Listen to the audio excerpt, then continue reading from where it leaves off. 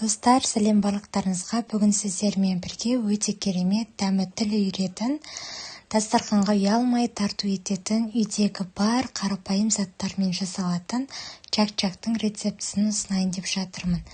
Дәл мен айтқандай, осы рецептпен жасап көрсеңіздер, сіздердің чак-чактарыңыз қатырлақ, яғни хрустящий болып шығатын болады. Міндетті түрде дәл біздің рецепт бойынша жасап көруді ұсынамын сіздерге. Ал қазір сіздерге жасап көрсететін боламын. Бізде құрамына керекті заттар: ұн қажет болады, шекер, тұз, және де қопсытқыш, және де жұмыртқа қажет болады, және де бұл чак-чактың ерекшелігі бізде макпен жасалатын болады, және мак қажет болады. Ыдысымызды аламыз да 2 дана жұмыртқамызды ыдысқа жарып алатын боламыз. Бізде жұмыртқамыз жылы болғаны негізі дұрыс. Сол кезде жаңағы чак-чактың қамыры жақсы еленетін болады. Содан соң барып қасықтың көмегімен жақсылап тұрып біркелкі етіп араластырып аламыз. Және оның үстінен өздеріңіздің қалауларыңыз бойынша қантты салсаңыздар болады. Мен 4 шай қасық етіп қантты салдым. Тәтті болсын десеңіздер 7-8 шай қасық қосуға болады. Оның үстінен тұзымызды, сосын барып 10 грамдық қопсытқышты салып алатын боламыз. Және тағы да қасықтың көмегімен жақсылап тұрып біркелкі масса болғанша жақсылап тұрып араластырып алатын боламыз.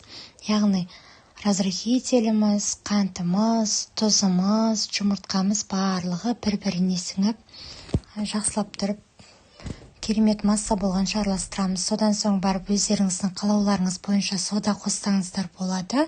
Негізі қоспауға да болады, себебі құрамында разрыхитель бар. Мен өзім қатырлақ хрустящий чак-чак ұнататын болғандықтан қосқан болатынмын.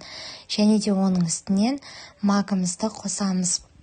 Макты сүйетіндер, жаңағы макпен қандай да болсын тәттіні жақсы көретіндер болса, дәл осы чак-чакты жасап көрсеңіздер болады.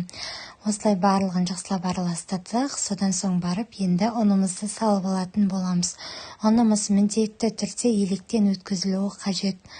Негізі електен өткізілген ұннан жаңағы керемет теста болсын, немесе жаңағы пирогтарыңыз әдемі болып көпсініп, ісініп шығатын болады. Осылай қасықтың көмегімен жақсылап тұрып араластырып аламыз.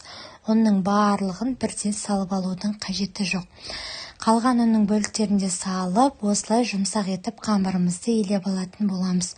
Мен қамырымды 15 минутқа осылай салафанға салып қойған болатынмын.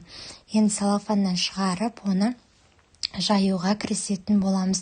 Егер де қамырларыңыз қатты жұмсақ болатын болса, осылай арасына ұнды сеуіп, оқтаудың көмегімен жайып ала беретін боласыздар. Бірақ негізі чак-чактың қамырының қатты болуы қажеті жоқ, себебі өздеріңіз жайған кезде қиын болып қалады, және чак-чактарыңыз қатты болып қалуы мүмкін.